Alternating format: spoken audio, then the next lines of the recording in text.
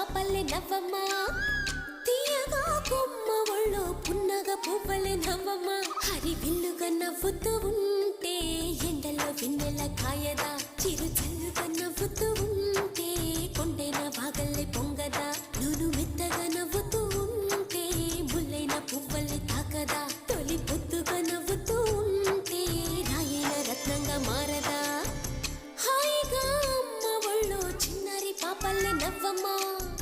తీయగా కొమ్మ ఒళ్ళో పున్నగ పువ్వలే నవ్వమ్మ